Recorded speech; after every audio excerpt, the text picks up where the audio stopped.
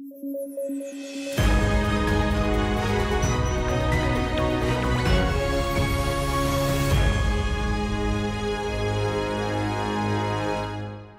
News at 9 programme में आपका स्वागत है। मैं हूं अमृत उपाध्याय। आइए जल्दी से देखें आज की हेडलाइंस। श्रीलंका में बने वामपंथी राष्ट्रपति अनुरा कुमारा दिसानायके की हुई जीत, भारत के साथ संबंधों को लेकर चिंता। 22 सितंबर को मना rhino day, keep the 5 alive रखी गई थीम। दुनिया में राइनो की 5 प्रजातियां हैं मौजूद। और लापता लेडीज जाएगी ऑस्कर, 97वें ऑस्कर अवार्ड्स के लिए भारत की ऑफिशियल एंट्री। एफएफआई करती है चुनाव।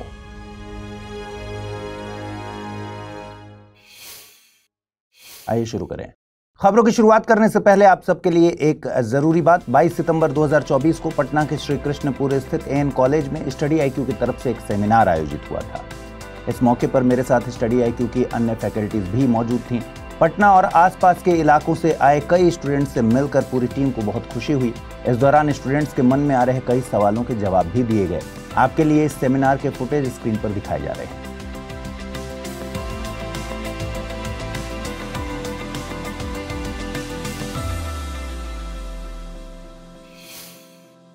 आइए आगे बढ़ें।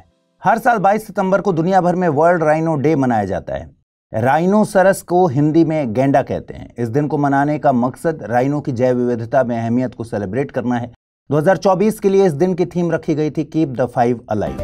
ये थीम दरअसल राइनो की 5 प्रजातियों को लेकर रखी गई है। दुनिया में 5 तरह की राइनो की प्रजातियां पाई जाती हैं: Sumatra rhino, Java rhino, greater one horned rhino, black और व्हाइट राइनो। इनमें से ब्लैक और व्हाइट अफ्रीकन राइनो की प्रजातियां हैं, वहीं Sumatra, Java, greater one horned Asian rhinos की प्रजातियां हैं। सुमात्रा, जावा और ब्लैक राइनोज का IUCN स्टेटस क्रिटिकली इंडेंजर्ड है, वहीं व्हाइट राइनोज को नियर थ्रेटेंड और ग्रेटर वन हॉर्न्ड राइनो को वल्नरेबल की कैटेगरी में रखा गया है। मेल राइनो को बुल्स और फीमेल राइनो को काउज कहते हैं, वहीं इनके बच्चों को काव्स कहते हैं। राइनोज के समूह को क्रैश कहा जाता है। राइनो के हॉर्न यानी सींग कैरेटिन के बने होते हैं। ये वही प्रोटीन है जिससे हमारे बाल और नाखून बनते हैं।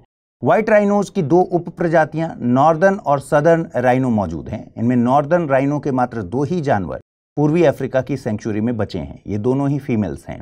वैज्ञानिकों को उम्मीद है कि वे इस स्पीशीज की संख्या को फिर से रिस्टोर कर पाएंगे।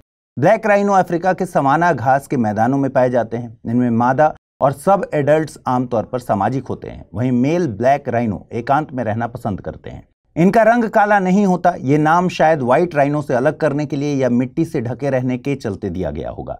IUCN स्टेटस क्रिटिकली इंडेंजर्ड है, लेकिन दावा किया जा रहा है कि इनकी संख्या में भी वृद्धि हो रही है। Greater one horned rhinos Bharat और नेपाल में पाए जाते हैं। इनका प्रजनन काल 15 से 16 महीनों का होता है। असम का Kaziranga national park one horned rhinos के लिए प्रसिद्ध है। इसके अलावा असम के ही Orang national park, Pobitora wild life sanctuary और मानस नेशनल पार्क में भी इनकी मौजूदगी है। इसके अलावा पश्चिम बंगाल के जलदपाड़ा नेशनल पार्क और गोरुमारा नेशनल पार्क में भी वन हॉर्न्ड राइनोज पाए जाते हैं। इंटरनेशनल राइनो फाउंडेशन के मुताबिक इनकी संख्या 4000 का आंकड़ा पार कर गई है। ये इनके कंजर्वेशन के लिए किए गए प्रयासों को ही दिखाता है। वहीं जावा राइनोज केवल इंडोनेशिया के उजुंग कुलोन नेशनल पार्क में पाए जाते हैं। पहले ये पूरे दक्षिण एशिया में पाए जाते थे। सुमात्रा राइनो की संख्या में गिरावट हो रही है। ये एशिया में पाया जाने वाला इकलौता 2 हॉर्न्ड राइनो है। ये इंडोनेशिया तक ही सीमित है। सुमात्रा राइनोज सभी राइनोज में आकार में सबसे छोटे होते हैं, लेकिन फिर भी उनका वजन 600 केजी तक हो सकता है। दूसरी तरफ व्हाइट राइनोज की प्रजातियों में सबसे बड़े होते हैं, जिनका वजन 3500 केजी तक होता है। आपको जानकर हैरानी होगी कि इनकी डाइट में मेनली घास और पत्तियां ही शामिल होती हैं। वामपंथी नेता अनुरा कुमारा दिसानायके ने श्रीलंका के राष्ट्रपति चुनावों में जीत दर्ज की है। वे जनता विमुक्ति पेरामुना JVP के नेता हैं और नेशनल पीपुल्स वॉर NPP गठबंधन से चुनाव लड़ रहे थे। साल 2019 के राष्ट्रपति चुनाव में दिसानायके को महज 3% वोट हासिल हुए थे। इस बार के चुनाव में उन्हें 42.3% के करीब वोट मिले। श्रीलंका ने गंभीर आर्थिक संकट झेला है। इसका प्रभाव आज तक दिखता है। 2022 में गंभीर आर्थिक संकट का सामना कर रहे श्रीलंका में दिसानायके तत्कालीन राष्ट्रपति गोटाबाया राजपक्षे के मुखर विरोधी माने जाते थे। उन्होंने खुद को भ्रष्टाचार के खिलाफ लड़ने वाले नेता के तौर पर पेश किया था। इससे छात्र, कर्मचारी वर्ग समेत एक बड़ा तबका उनके साथ आता गया। उनकी जीत पर भारत की तरफ से प्रधानमंत्री नरेंद्र मोदी, विदेश मंत्री एस जयशंकर और श्रीलंका में भारत के उच्चायुक्त संतोष झा ने बधाई दी है।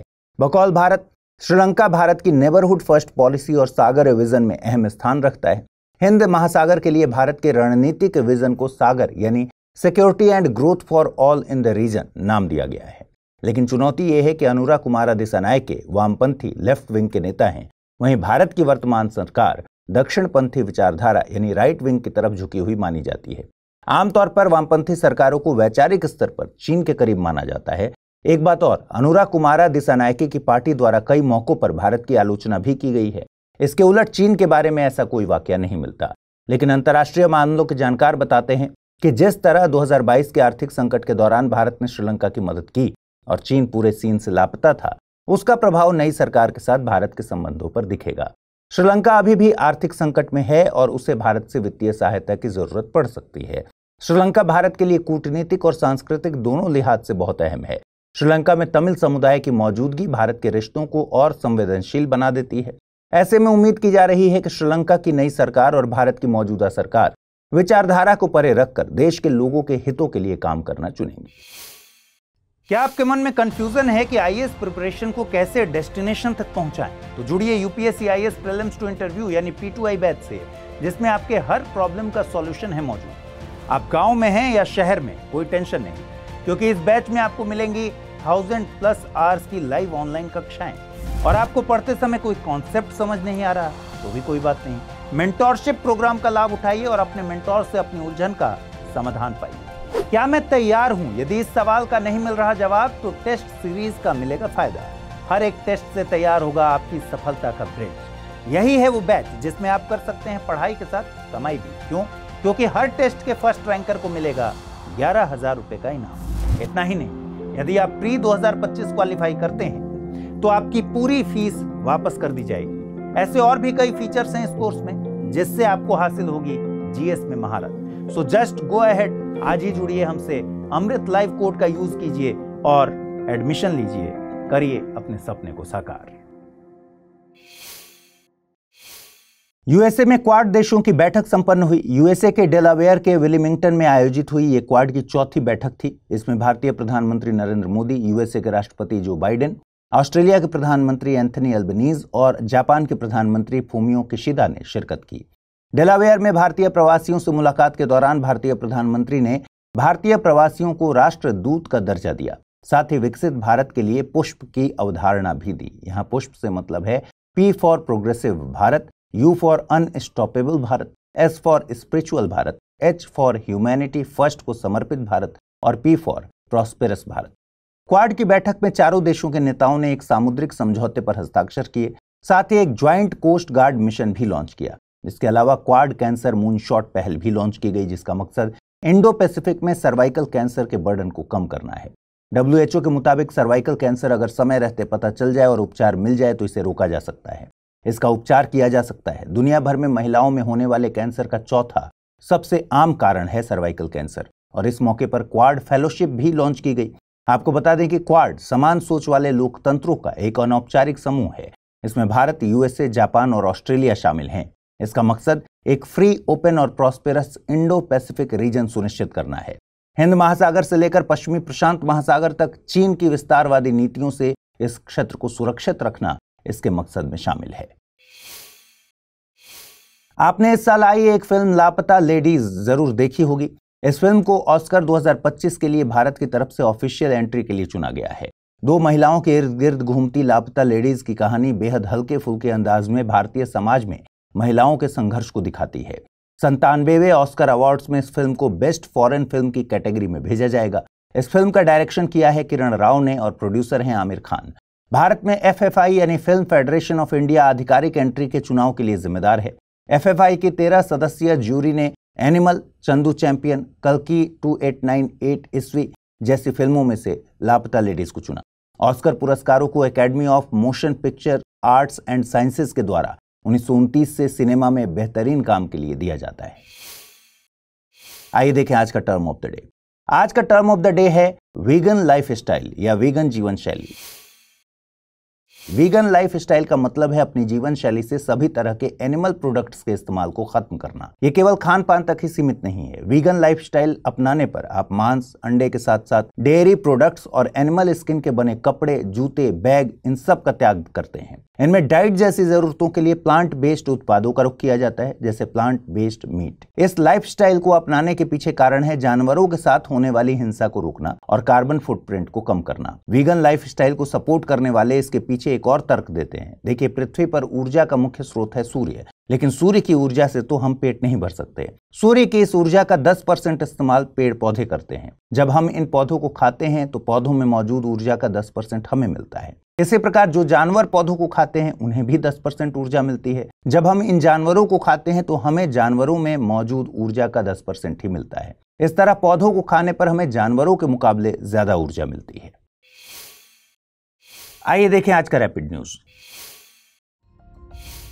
ICGA यानी भारतीय कैंसर जीनोम एटलस ने भारत का पहला व्यापक cancer multi omics data portal launch किया। यह भारत का पहला प्लेटफॉर्म है जो भारतीय कैंसर मरीजों के डेटा तक स्वतंत्र पहुंच प्रदान करेगा। इसका मकसद भारतीय आबादी के लिए कैंसर अनुसंधान और उपचार में बदलाव लाना है। इस पोर्टल के द्वारा ब्रेस्ट कैंसर मरीजों के DNA, RNA और प्रोटीन प्रोफाइल सहित कई तरह के डेटा उपलब्ध कराए जाएंगे, जिसे क्लिनिकल परिणामों के साथ इंटीग्रेट किया जाएगा। वर्तमान में इस प्लेटफॉर्म में 50 ब्रेस्ट कैंसर रोगियों का डेटा शामिल है। इसे भविष्य में 500 से अधिक मरीजों तक बढ़ाने की योजना है। 10वां CPA यानी राष्ट्रमंडल संसदीय संघ भारत रीजन सम्मेलन आज नई दिल्ली में शुरू हुआ। सम्मेलन की अध्यक्षता लोकसभा अध्यक्ष ओम बिरला कर रहे हैं, जो CPA भारत रीजन के अध्यक्ष भी हैं। राज्यों और केंद्र शासित प्रदेशों के अध्यक्ष, स्पीकर, उपसभापति आदि इस सम्मेलन में हिस्सा ले रहे हैं। इस सम्मेलन की थीम सतत और समावेशी विकास की प्राप्ति में विधायी निकायों की भूमिका रखी गई है। CPA राष्ट्रमंडल के सबसे पुराने स्थापित संगठनों में से एक है। इसकी स्थापना 1911 में हुई थी। वहीं CPA भारत रीजन इसके 9 CPA नेटवर्क में शामिल है, जिसका गठन 2004 में हुआ था। इसमें भारत की संसद, राज्य और संघ शासित प्रदेशों के विधानमंडलों सहित कुल 31 सदस्य हैं, जिन्हें 4 क्षेत्रों में विभाजित किया गया है।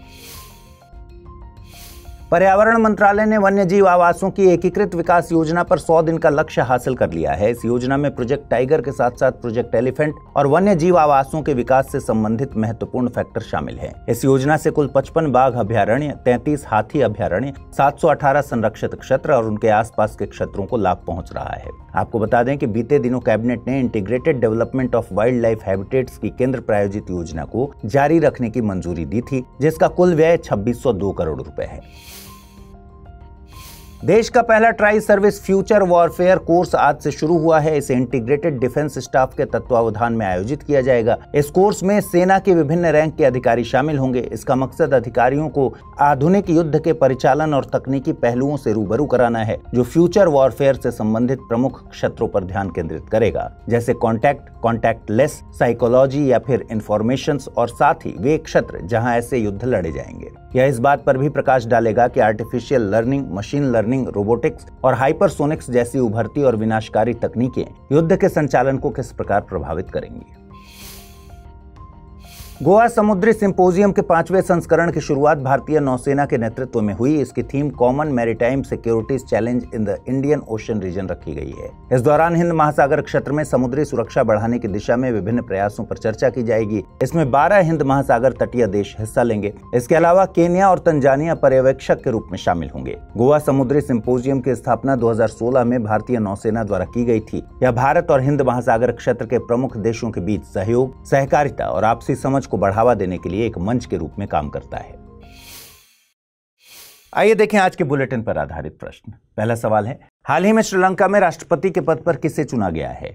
गोताबाया राजपक्षे, अनुरा कुमारा दिसानायके, सजीत प्रेमदासा या फिर रानिल विक्रमसिंघे?